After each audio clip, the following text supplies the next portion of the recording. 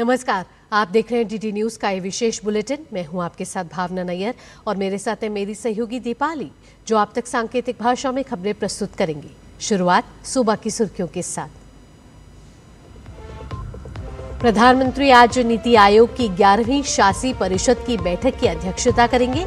विकसित भारत एट 2047 के लिए समावेशी मानव विकास पर होगा मंथन।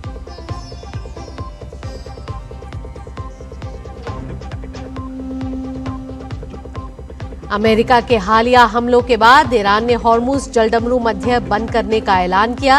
अमेरिका के साथ किसी भी बातचीत से किया इनकार।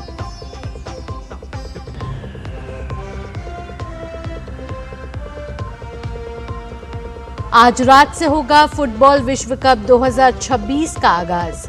सह मेजबान मेक्सिको और दक्षिण अफ्रीका के बीच खेला जाएगा पहला मुकाबला।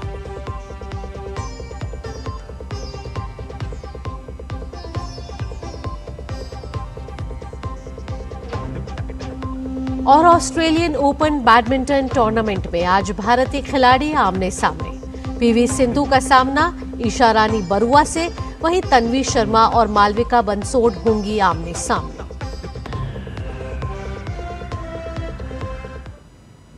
प्रधानमंत्री नरेंद्र मोदी आज नई दिल्ली में नीति आयोग की 11वीं शासी परिषद की बैठक की अध्यक्षता करेंगे। विकसित भारत एट 2047 के लिए समावेशी मानव विकास विषय पर आयोजित इस बैठक में राज्यों और केंद्र शासित प्रदेशों के मुख्यमंत्री, उपराज्यपाल, साथ ही केंद्रीय मंत्री भाग लेंगे। बैठक में आयु, क्षेत्र, लिंग और सामाजिक आर्थिक पृष्ठभूमि से परे प्रत्येक नागरिक के कल्याण और विकास को केंद्र में रखकर रणनीतियों पर चर्चा की जाएगी।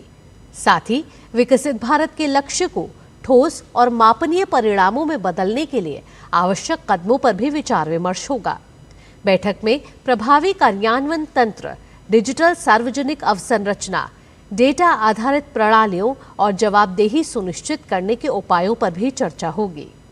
राज्यों और केंद्र शासित प्रदेशों की विकास प्राथमिकताओं को राष्ट्रीय दृष्टिकोण के साथ जोड़ने पर विशेष जोर रहेगा।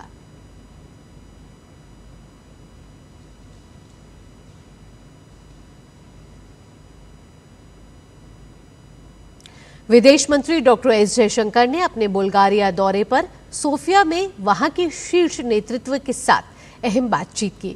दोनों पक्षों के बीच व्यापार, निवेश, रक्षा, सेमीकंडक्टर और आर्टिफिशियल इंटेलिजेंस के क्षेत्रों में आपसी सहयोग बढ़ाने के तरीकों पर चर्चा हुई।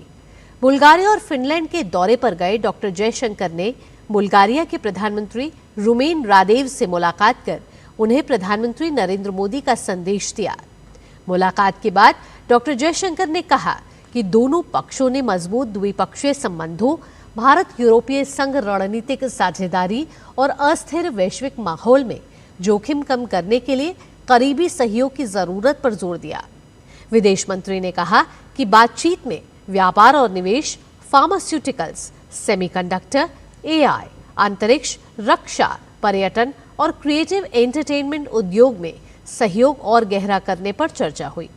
बुल्गारिया दौरे के बाद विदेश मंत्री डॉक्टर एस जयशंकर अपनी विदेश यात्रा के दूसरे चरण में आज फिनलैंड में a world in transition, global, regional and local perspectives विषय पर आयोजित कुलतरांता वार्ता में 14वें संस्करण में भाग लेंगे। इसके अलावा वह फिनलैंड के नेतृत्व और अपने समकक्ष के साथ भी बैठक करेंगे।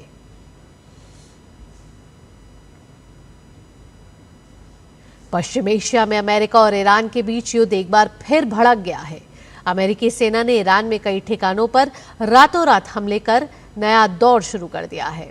अमेरिकी सेंट्रल कमांड के मुताबिक ये हमले ईरान की लगातार जारी आक्रामकता के जवाब में किए गए हैं। यह कार्रवाई राष्ट्रपति डोनाल्ड ट्रंप की उस चेतावनी के कुछ घंटे बाद हुई जिसमें कहा गया था कि शांति समझौता न होने पर ईरान पर बहुत कड़े हमले किए जाएंगे। ईरानी मीडिया के मुताबिक दक्षिणी ईरान के सिरिक, कंगन, बंदर अब्बास और मिनाब शहरों में धमाकों की खबरें हैं। जवाब में ईरान ने हॉर्मुज जलडमरू मध्य बंद करने का ऐलान किया है। ईरान की शीर्ष सैन्य कमान ने चेतावनी दी है कि हॉर्मुज स्ट्रेट से गुजरने की कोशिश करने वाले किसी भी जहाज पर गोलीबारी की जाएगी।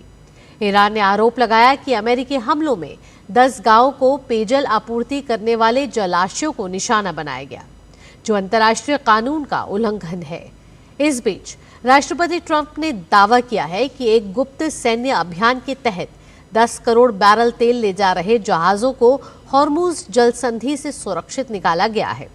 तनाव बढ़ने की आशंका से अंतर्राष्ट्रीय बाजार में कच्चे तेल की कीमतें करीब $3 बढ़कर $94 प्रति बैरल पर पहुंच गई हैं।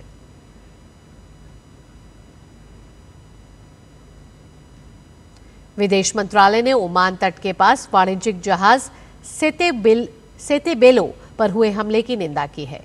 मंत्रालय ने बताया कि जहाज पर सवार 24 भारतीय चालक दल के सदस्यों में अब तक 21 भारतीयों को सुरक्षित बचा लिया गया है, जबकि 3 भारतीय अब भी लापता बताए जा रहे हैं। विदेश मंत्रालय के प्रवक्ता रणधीर जायसवाल ने एक बयान जारी कर कहा है कि ओमान में भारतीय दूतावास स्थिति पर लगातार नजर बनाई हुई है और खोज और बचाव अभियान में ओमानी अधिकारियों के साथ सक्रिय समन्वय कर रहा है।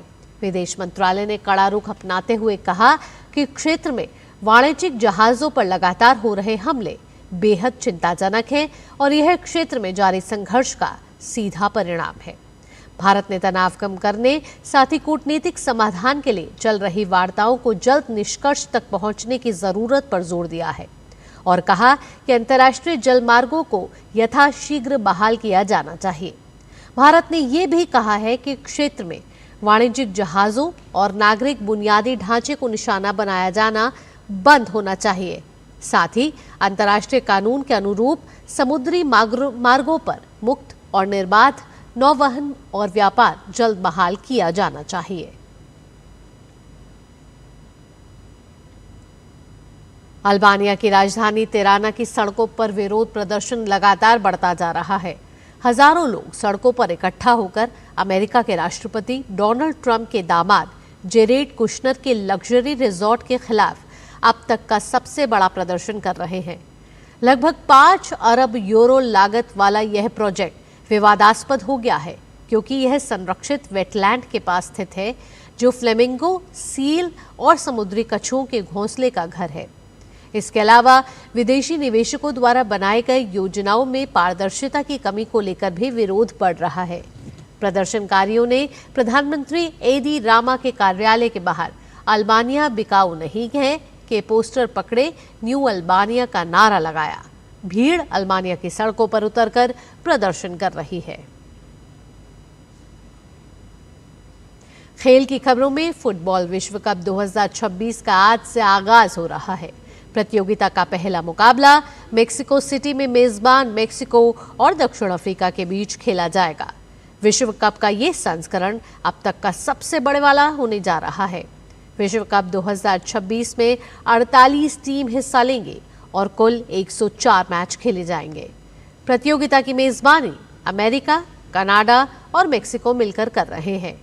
ये पहला मौका है जब 3 देश मिलकर फुटबॉल विश्व कप की मेजबानी करेंगे।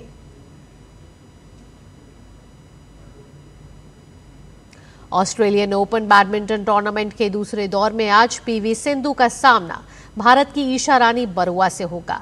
कल खेले गए पहले दौर के मुकाबले में सिंधु ने पेरू की आईएल कैस्टिलो को 21-13, 21-11 से मात दी।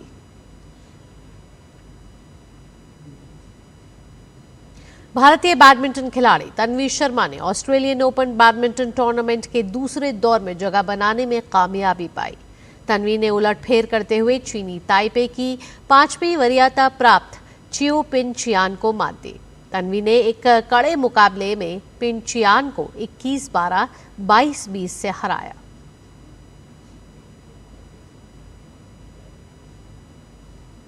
भारतीय बैडमिंटन खिलाड़ी मालविका बंसोड़ ने ऑस्ट्रेलियन ओपन बैडमिंटन टूर्नामेंट के दूसरे दौर में प्रवेश किया।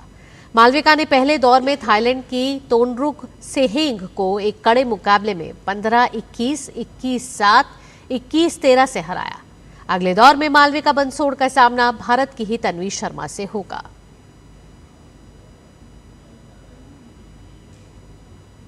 इसी के साथ इस विशेष बुलेटिन में इतना ही। मुझे और मेरी सहयोगी दीपाली के साथ टीम को दीजिए अनुमति। खबरों का सिलसिला यूं ही जारी रहेगा। नमस्कार। है।